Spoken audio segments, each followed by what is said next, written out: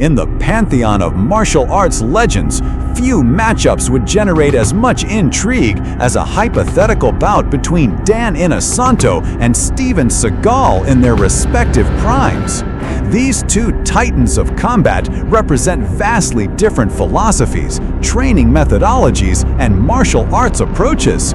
Inosanto, the consummate student and teacher who absorbed knowledge from countless systems, versus Seagal, the Aikido master who burst onto the Hollywood scene with devastating effectiveness. This analysis will examine their tools, techniques, strengths, and weaknesses to determine who would emerge victorious in this ultimate confrontation. Dan Inosanto's martial arts journey began in the 1960s when he became one of Bruce Lee's most trusted students and training partners. Unlike many martial artists who dedicate themselves to a single system, Inosanto embraced the concept of cross-training decades before it became mainstream. His expertise spans Filipino martial arts, particularly Kali and Eskrima, Jeet Kune, Wing Chun, Thai boxing, Brazilian jiu-jitsu, and numerous other disciplines. Inosanto's philosophy centers on adaptability and the integration of multiple combat systems into a cohesive fighting approach. Steven Seagal, conversely, built his reputation on the devastating efficiency of Aikido. After spending years training in Japan and becoming one of the first Westerners to operate an Aikido dojo there, Seagal returned to America with a refined understanding of this defensive art. His Aikido emphasized redirecting an opponent's energy, using their momentum against them, and applying joint locks and throws with surgical precision. Seagal's prime years in the late 1980s and early 1990s showcased a martial artist who could seemingly effortlessly neutralize multiple attackers with fluid, almost dance-like movements. Inosanto's approach to combat reflects his multidisciplinary background. His striking incorporates the angular attacks of Filipino martial arts, the direct efficiency of Jeet Kune Do, and the power generation of Muay Thai. His ground game, influenced by his study of Brazilian Jiu-Jitsu under the Machado brothers, provides him with submission skills and positional awareness. Perhaps most importantly, Inosanto's weapon training in Filipino stick and blade fighting gives him an understanding of distance, timing, and angles that translates effectively to empty-hand combat. The Filipino martial arts' emphasis on simultaneous attack and defense would serve Inosanto well against any opponent.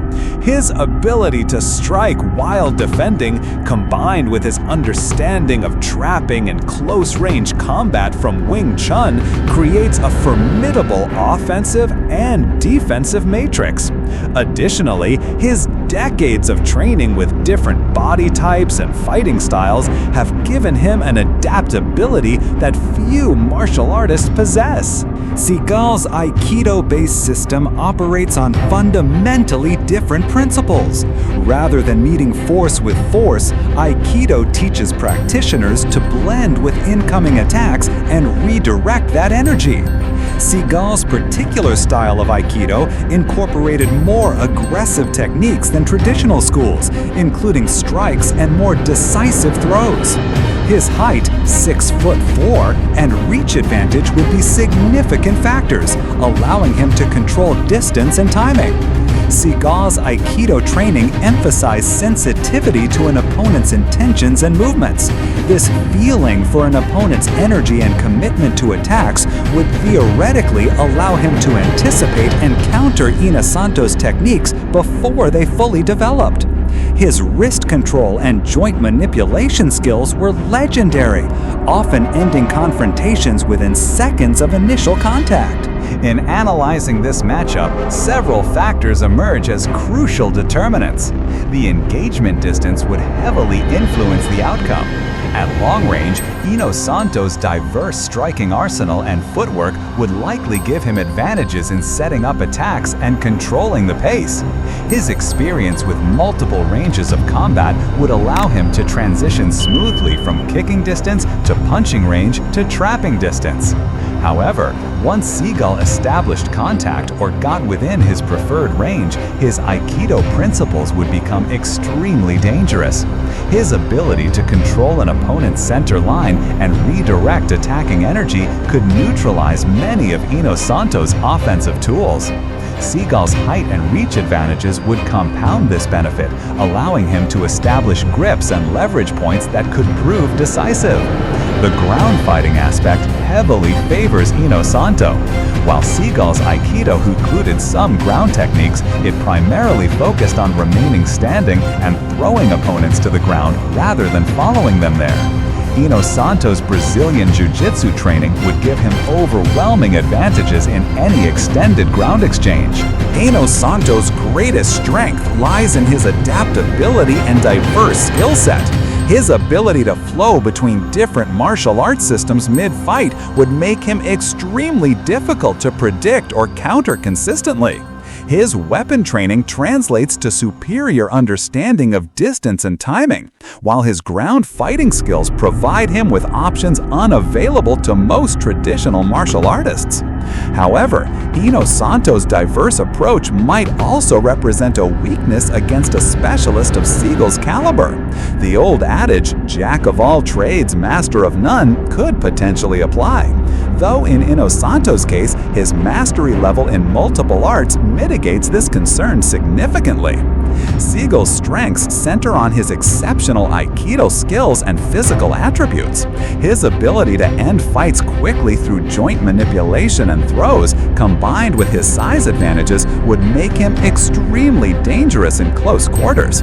His sensitivity to an opponent's energy and movement patterns would allow him to respond to attacks with devastating counters. Seagal's primary weakness would be his relative inexperience with ground fighting and his reliance on a single martial art, despite its effectiveness. If Inosanto could avoid the initial Aikido techniques and force the fight into ranges where his diverse skills could shine, particularly on the ground, Seagal's options would become limited. After analyzing their respective tools, strengths, and weaknesses, I must declare Dan Inosanto as the likely victor in this hypothetical matchup. Several factors contribute to this conclusion. First, Inosanto's adaptability and multi-range capabilities would allow him to find and exploit weaknesses in Seagal's more specialized approach. Second, his ground fighting advantages would provide him with a decisive edge if the fight went to the mat. Third, his experience training against diverse martial arts styles throughout his career would have prepared him for the unique challenges presented by Aikido. However, this would be no easy victory. Seagal's Aikido mastery and physical advantages would make him extremely dangerous, particularly in the early moments of any encounter. The fight's outcome would likely depend on Inosanto's ability to avoid Seagal's initial techniques and force the engagement into ranges where his diverse skill set could dominate. This analysis represents the eternal martial arts debate between specialization and cross-training, with the evidence slightly favoring the more well-rounded approach in modern combat sports and self-defense scenarios.